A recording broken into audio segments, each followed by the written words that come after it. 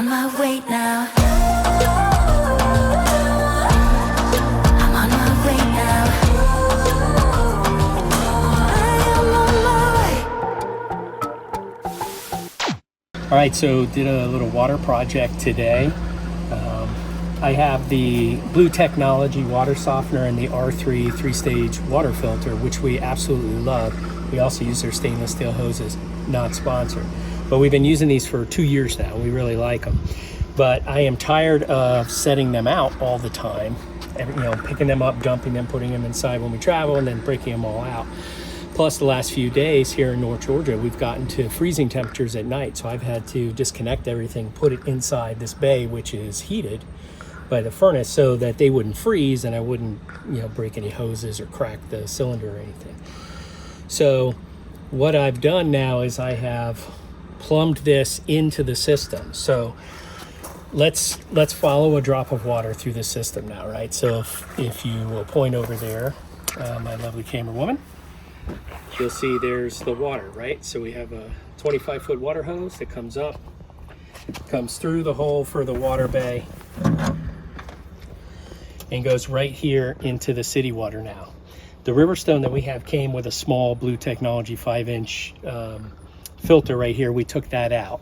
And what I did was, you can see the hoses coming out here, the flexible hoses, which I'm not a huge fan of, but they're not leaking and they're working fine at this point. Those hoses came through these two little holes in the water bay, right? These holes right here, and went into that filter. So the water came into the system, through the filter, and then into the main part of the plumbing system. So now, using those same hoses, the water comes in the regular city inlet, comes out this hose, goes through our three-stage water filter. It then comes through this hose to the water softener, and then here back into the main part of the system. So we just reused the flexible hoses that were already there. What I did was I plumbed on these shut-off valves, so when I need to pull this out to regen the water softener, I can shut off the water, I can pull it out. Using these hoses, I can just disconnect everything, bring it outside. Same thing when I need to change the filters. This thing is solid, it doesn't go anywhere when we travel, right?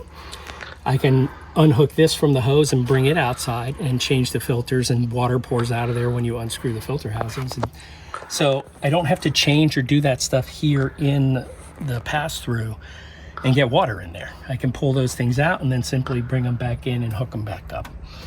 And I can shut off the valves to keep any water leaking back from the system. So now this stuff is in here enclosed at night, heated with the rest of the underbelly and the rest of the storage bays by the furnace, so they won't freeze.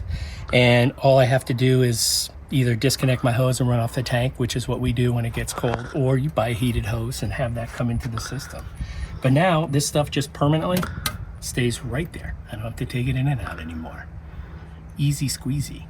All it took was a PEX tool to cut the PEX fittings off of here, which were little flare-it fittings that went into the filter, and put these new PEX filters on that are GHT or MHT. These are garden hose thread that will connect to these quick connectors from the BluTech.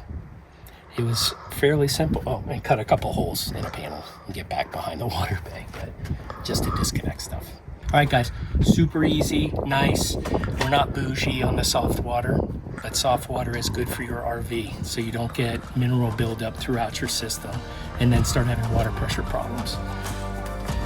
Get one. Bye.